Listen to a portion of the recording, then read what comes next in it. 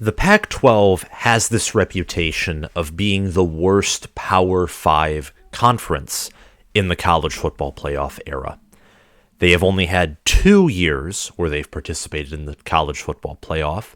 One year was Oregon in 2014, the other was Washington in 2016. They've had several other years where other teams have been close or been on the precipice of reaching the college football playoff. 2-loss Colorado and 2-loss Arizona in 2016 and 14 respectively could have made it in place of Washington or Oregon had they won their championship games and some other chaos happened. Other years in 2017, USC was a preseason favorite to go to the playoff. Oregon probably would have made it in 2021 if not for losing to Utah twice. USC, same thing this past season. And they've had their chances. They very much have. And yet, also got to mention Washington in 2017 had a pretty easy schedule, and they very well could have made it that year if they kept some consistencies that they had in 2016. But anyway, the moral of the story is the Pac-12 has been very close to fielding playoff participants, just like a lot of other teams and conferences have, but they fall short. And you weren't rewarded, and rightfully so, for falling short. The Big Ten, the SEC, and the ACC have won a national title in the college football playoff era. The Big 12 hasn't won a national title, but TCU's went to the playoff, Oklahoma's went to the playoff, and the Big 12 has double the playoff appearances and the same amount of wins that the Pac-12 does.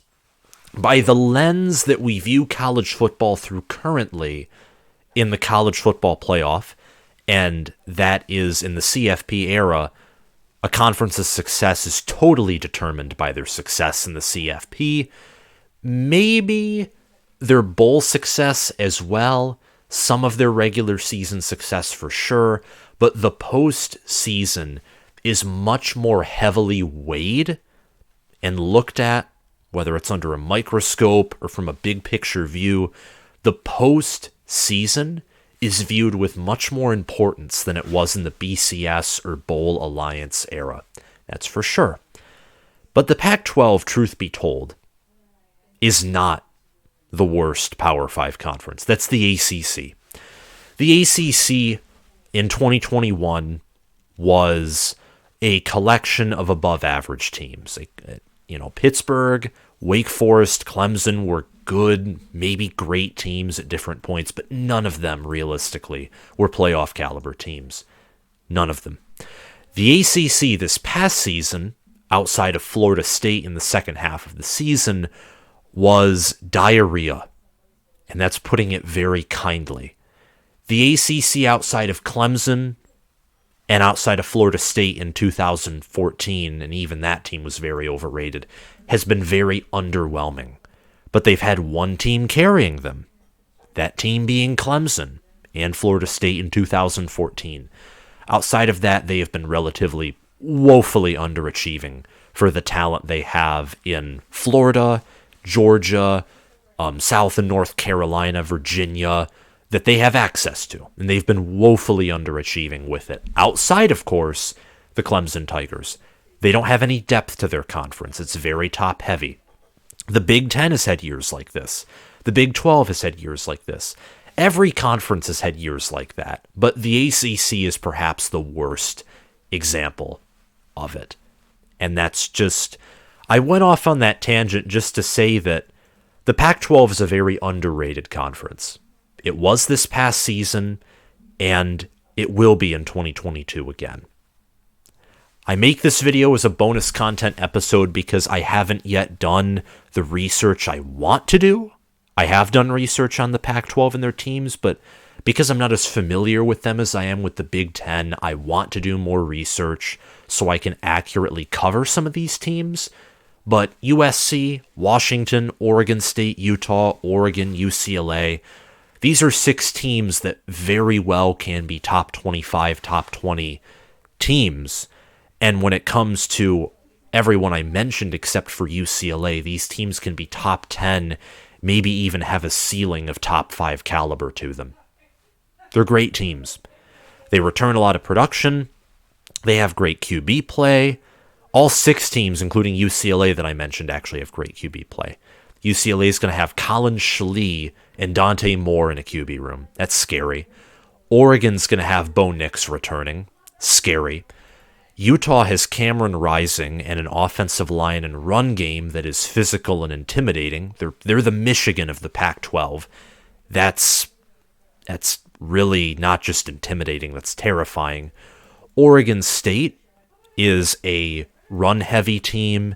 They brought DJ Uiagalelei there, who's the most talented QB they've seen in ages. And with Jonathan Smith's wizardom on offense, that offense and that team overall is going to be very much improved just with the talent addition of DJ. And if you say, well, DJ didn't perform too well at Clemson, yeah, we know, but if you looked into it, Brandon Streeter was a big reason why. He held DJ back. And Jonathan Smith is not going to horrifically murder DJ Uiagalelei's career like Brandon Streeter did. Washington is Michael Penix, Jalen McMillan, Giles Jackson, many others. Their offense and their skill position talent is crazy. And it's the same thing with USC. You have Michael Jackson III, you have Brendan Rice, you have Raleek Brown, and then of course you have the Heisman winner Caleb Williams at quarterback. The skill position talent in the Pac-12 is endless.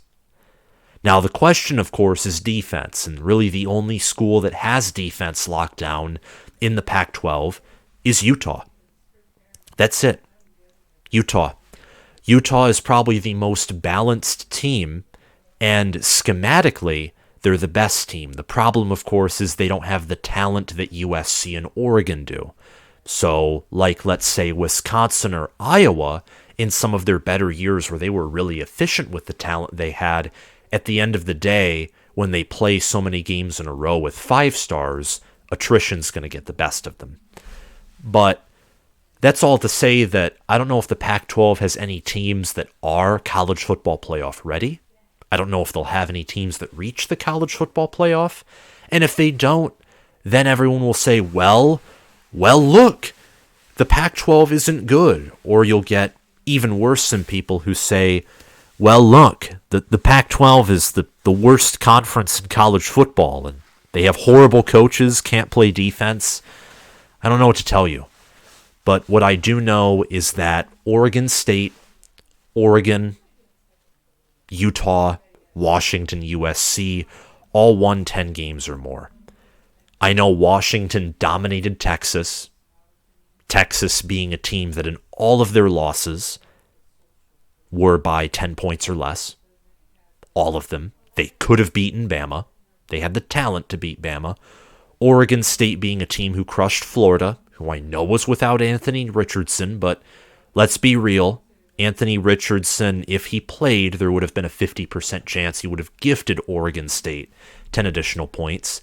Utah with Cameron Rising held with Penn State. Oregon beat, honestly, one of the best quarterbacks in the nation in Drake May. So the Pac-12 is deep. They're competitive. They have tons of talent around them. They have some of the best offensive minds in the nation as head coaches in Chip Kelly, Lincoln Riley, Kalen DeBoer, Jonathan Smith. They have defensive-minded head coaches like Kyle Whittingham and, I'm blanking on the name of Oregon's head coach, Dan Lanning there. How could I forget the national title winning defensive coordinator who's young, energetic, who's recruiting well, and Jordan Birch and some of the other transfers coming into Oregon. He's not just building up his offense, he's building up his defense.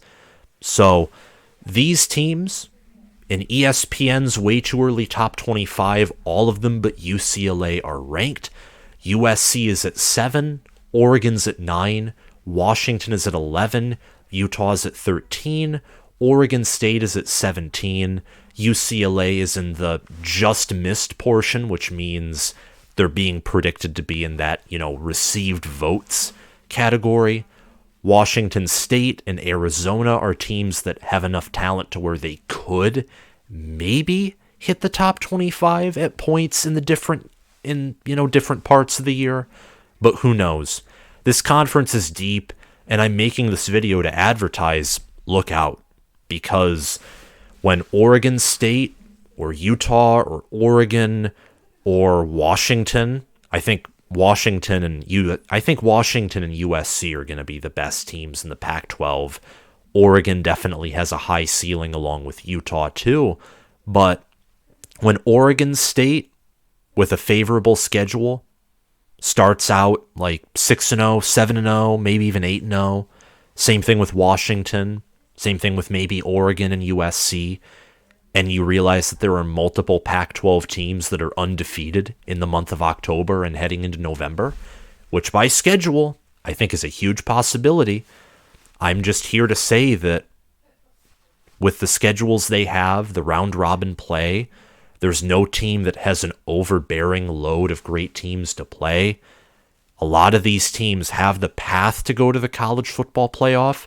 I don't know, and I don't think they have the players yet to win a national title, but plenty of these teams have a realistic path to the playoff, and they have the roster, the coaching staff, and the quarterback and wide receiver and offensive play to win all of their games, but maybe one, or heck, maybe even go undefeated and reach the CFP for possibly the first time in their team's history, or the second time if you're Washington or Oregon. So keep an eye out for the Pac-12, and that's all I have to say in this special opinionated bonus content episode. I look forward to covering Oregon, Washington, USC, Utah, Oregon State, UCLA. I'm going to mainly be focusing on Big Ten content, of course, but I do have plenty of things I want to talk about, and the more I figure out and the more I research, the more resources I will have to do individual team videos for more than just Maryland, Rutgers, Iowa, Michigan, Ohio State, Michigan State, Nebraska, and every other Big Ten team that I didn't name just for time's sake. But thank you all for watching. Please hit the like button, hit the subscribe button, click the notification bell, comment your thoughts on this video down below. Thank you all for watching, and I'll see you guys later. Bye.